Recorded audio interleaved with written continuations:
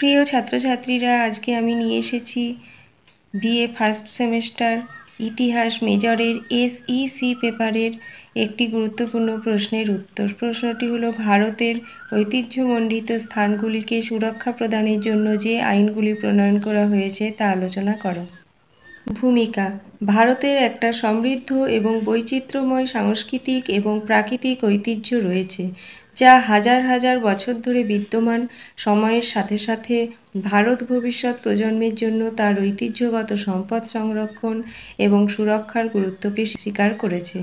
এই লক্ষ্য অর্জনের জন্য ভারত বিভিন্ন হেরিটেজ আইন প্রয়োগ করেছে, যা সাংস্কৃতিক ও প্রাকৃতিক ঐতিহ্যের বিভিন্ন দিকগুলিকে অন্তর্ভুক্ত করে। প্রাচীন স্মৃতিস্তম্ভ এবং প্রত্নতাত্ত্বিক স্থান এবং অবশিষ্টাংশ আইন 1958। প্রাচীন স্মৃতিস্তম্ভ এবং প্রত্নতাত্ত্বিক স্থান ও অবশিষ্টাংশ আইন 1958 ভারতের প্রাচীন স্মৃতিস্তম্ভ এবং জাতীয় গুরুত্বের প্রত্নতাত্ত্বিক স্থানগুলো রক্ষণাবেক্ষণ, সুরক্ষা এবং সংরক্ষণের জন্য প্রণীত হয়েছিল। এই আইন আর্কিওলজিক্যাল সার্ভে অফ ইন্ডিয়াকে এই ঐতিহাসিক ও সাংস্কৃতিক সম্পদগুলোর রক্ষণাবেক্ষণ ও সংরক্ষণের আইনি কর্তৃত্ব প্রদান করে। প্রাচীন স্মৃতিস্তম্ভ এবং প্রত্নতাত্ত্বিক স্থান এবং অবশিষ্টাংশ আইন 1958 প্রাথমিক উদ্দেশ্য সমূহ: প্রাচীন স্মৃতিস্তম্ভ এবং প্রত্নতাত্ত্বিক স্থানগুলোর সুরক্ষা প্রদান এবং এগুলির সংরক্ষণ করা, অবৈধ দখল এবং অনুমোদিত পরিবর্তন রোধ করতে এই ঐতিহ্যবাহী স্থানগুলোর কাছাকাছি নির্মাণ এবং উন্নয়ন কার্যক্রম নিয়ন্ত্রণ করা, ভারতের ইতিহাস ও সংস্কৃতি সম্পর্কে আমাদের জ্ঞান ও উপলব্ধি বৃদ্ধির জন্য প্রত্নতাত্ত্বিক অনুসন্ধানগুলোর গবেষণা এবং নথিকরণকে উৎসাহিত করা। পরের আইনটি হল পুরাকীর্তি ও শিল্পবৈভব আইন 1972। পুরাকীর্তি শিল্পবৈভব আইনের লক্ষ্য হল ভারতের পুরাকীর্তি এবং শিল্প ভাণ্ডারের রপ্তানি, অধিগ্রহণ ও স্থানান্তর নিয়ন্ত্রণ করা।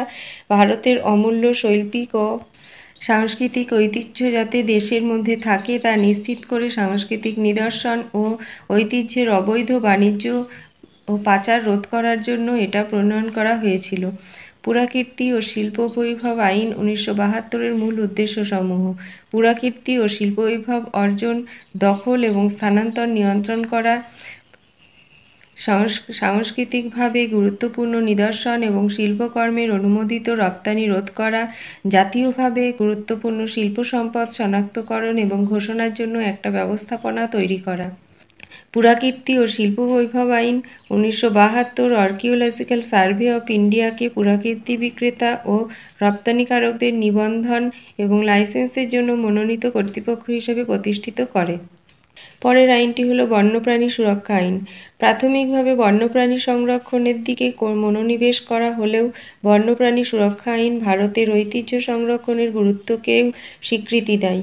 এই আইনের লক্ষ্য বন্যপ্রাণী অভয়ারণ্য এবং জাতীয় উদ্যানের মতো সংরক্ষিত অঞ্চলসহ বিভিন্ন প্রজাতির উদ্ভিদ ও প্রাণী এবং তাদের আবাসস্থল রক্ষা ও সংরক্ষণ করা। শিকার, বাণিজ্য বা সংরক্ষিত বন্যপ্রাণীর ক্ষতি সম্পর্কিত অপরাধগুলো কারাদণ্ড এবং জরিমানা সহ কঠোর শাস্তি প্রদান করে। বাংলার বাঘ, ভারতীয় হাতি, ভারতীয় গন্ডারের মতো প্রজাতিসহ ভারতের বৈচিত্র্যময় বন্যপ্রাণীসমূহ এই আইন দ্বারা প্রদত্ত আইনি সুরক্ষা থেকে উপকৃত হয়। নেক্সট আইনটি হল national green tribunal act 2010। National green tribunal act দ্বারা ন্যাশনাল গ্রিন ট্রাইব্যুনাল প্রতিষ্ঠিত হয়েছে। এটি পরিবেশগত এবং বাস্তুসংস্থানগত বিষয়ক সমস্যা সম্পর্কিত মামলার শুনানির জন্য নিবেদিত একটা বিশেষায়িত বিচারবিভাগীয় সংস্থা। সম্পূর্ণভাবে ঐতিহ্যের দিকে মনোনিবেশ না করলেও এনজিটি পরিবেশগত উদ্যোগগুলোর মোকাবিলায় গুরুত্বপূর্ণ ভূমিকা পালন করে, যা প্রাকৃতিক ঐতিহ্যবাহী স্থান ও সুরক্ষিত অঞ্চলগুলোকে প্রভাবিত করে। এনজিটি পরিবেশগত ক্ষতি, দূষণ এবং অবক্ষয় সম্পর্কিত মামলাগুলির শুনানির ক্ষমতা রাখে, যা পরোক্ষভাবে প্রাকৃতিক ঐতিহ্যবাহী স্থান এবং সেগুলির বাস্তুতন্ত্রকে প্রভাবিত করে। ট্রাইব্যুনাল পরিবেশগত বিষয়গুলোর বিচার এবং ঐতিহ্য সংরক্ষণ সম্পর্কিত আইন প্রয়োগে গুরুত্বপূর্ণ ভূমিকা পালন করে। নেক্সট আইনটি হলো ভারতের স্পর্শনাতীত সাংস্কৃতিক ঐতিহ্য আইন 2019। ভারতের স্পর্শনাতীত সাংস্কৃতিক ঐতিহ্য আইন প্রণয়ন করা হয়েছিল দেশের স্পর্শনাতীত সাংস্কৃতিক ঐতিহ্যকে রক্ষা করার জন্য, যার মধ্যে রয়েছে ঐতিহ্যগত জ্ঞান, আচার অনুষ্ঠান, প্রায়োগিক কলাসমূহ, কারুশিল্প এবং সাংস্কৃতিক রীতিনীতি ও প্রথাসমূহ, যা প্রজন্মের পর প্রজন্ম ধরে চলে আসছে। উদ্দেশ্যসমূহ: স্পর্শনাতীত সাংস্কৃতিক ঐতিহ্যের স্বীকৃতি ও প্রচার, স্পর্শনাতীত সাংস্কৃতিক ঐতিহ্যের একটা জাতীয় তালিকা প্রতিষ্ঠা করা। নেক্সট আইনটি হলো বন সংরক্ষণ আইন 1980। বন সংরক্ষণ আইন 1980 বনের সংরক্ষণ ও পরিচালনার উপর দৃষ্টি নিবদ্ধ করে, যা ভারতের প্রাকৃতিক ঐতিহ্যের গুরুত্বপূর্ণ উপাদান।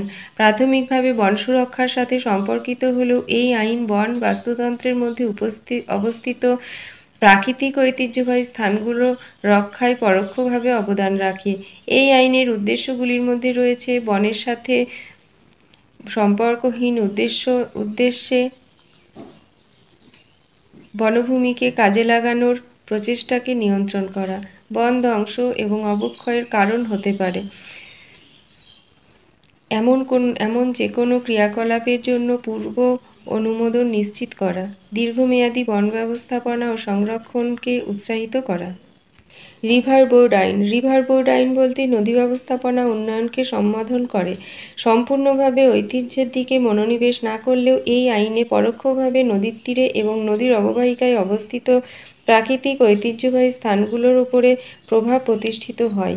এই আইনের মূল উদ্দেশ্যগুলির মধ্যে রয়েছে আন্তঃরাজ্য নদী অববাহিকার সমন্বিত উন্নয়ন ও ব্যবস্থাপনাকে সহজতর করা, জলসম্পদ ও নদী ভাগাভাগি সংক্রান্ত বিরোধে নিষ্পত্তি করা, জলের দীর্ঘমেয়াদী ব্যবহার ও সংরক্ষণ প্রোৎসাহিত করা। নেক্সট যে আইনটি, সেই আইনটি হলো the Indian treasure trove act 1878।